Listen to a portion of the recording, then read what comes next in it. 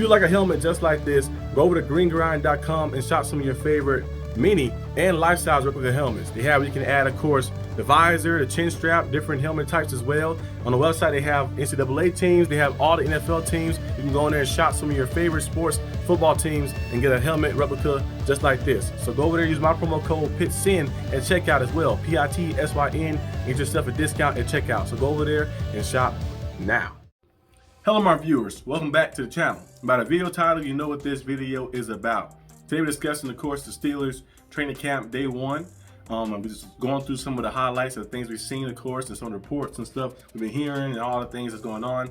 I'm about to go to the movie theaters after this, actually, to go watch Fantastic Four at 4 o'clock, which is kind of funny. So yeah, I'm gonna make this video. You probably see it before then. I'm trying to make the video a little fast and then upload it for you guys to be already ready. But yeah, training camp, I think the first 4 practices for the Steelers will be non-padded a little bit as well. So we'll possibly see the pads get put on probably about next week or something. We'll start seeing more of that. But we did see yesterday, I forgot to mention it yesterday when I made a video. I think I dropped the video before Coach Tomlin had his press conference. And he was talking about how he is excited for this group. He said he's very excited for this group. He loved the way this group is looking.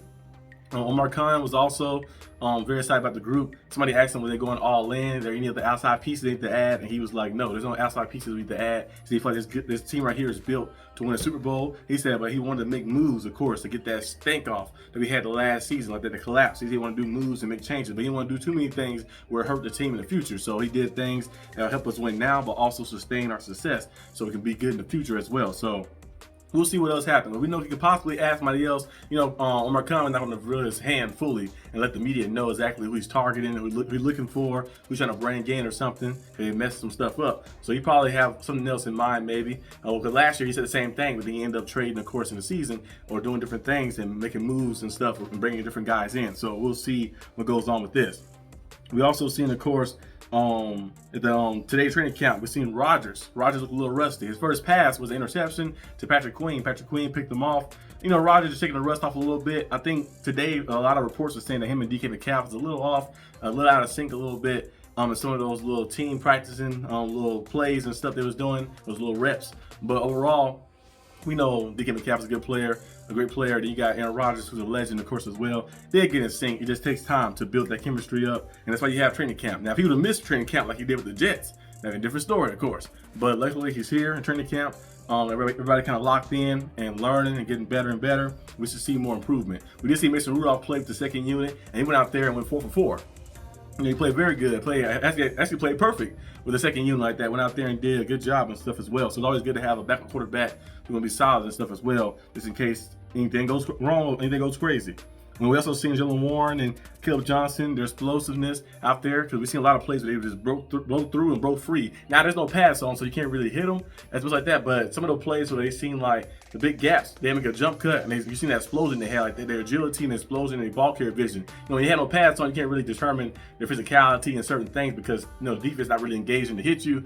But you can also determine when you see them with no pass, their ball carrier vision, when they look and see the hole and they go through, and also their explosion.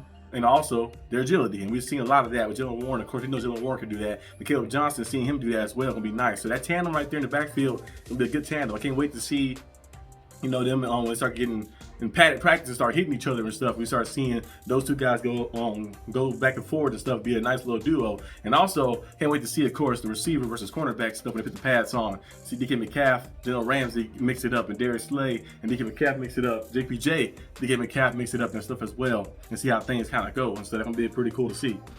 But we did see Jalen Ramsey, like I mentioned, he was here his first day of practice. Jonnu Smith, the other guy who we got via trade, you know, Pro Bowl tight end, Jonnu Smith, he did a little solo practicing, but he didn't do any team practicing today. Him or Corey Patterson, they didn't do any team practicing today. But I think Jonnu Smith, of course, is going to be with the team. Of course, he signed an extension with the team. Corey Patterson, I don't know if he's going to make the team or not, but we'll see how things go. But Jalen Ramsey was like a queen chess piece. They had him lined up in different spots around the defense today, you know, in slot, safety, you know, on the outside and stuff, doing different things, of course. And we knew that was going to happen, of course. We knew Jalen Ramsey is a very versatile player, a special player. The reason the Steelers brought him in because they know his versatility, he can play all around the field. And that's why they got rid of Minka Fitzpatrick. Like I said, I feel comfortable in doing that and getting rid of Minka because you're bringing in a guy like Jalen Ramsey who can go out there and make things happen. So It'll be nice to see how kind of he mixed up with the defense and how we utilize this. Our defense, like I mentioned before, is a Super Bowl caliber defense. We just got to pick the right things together and see how things kind of keep going.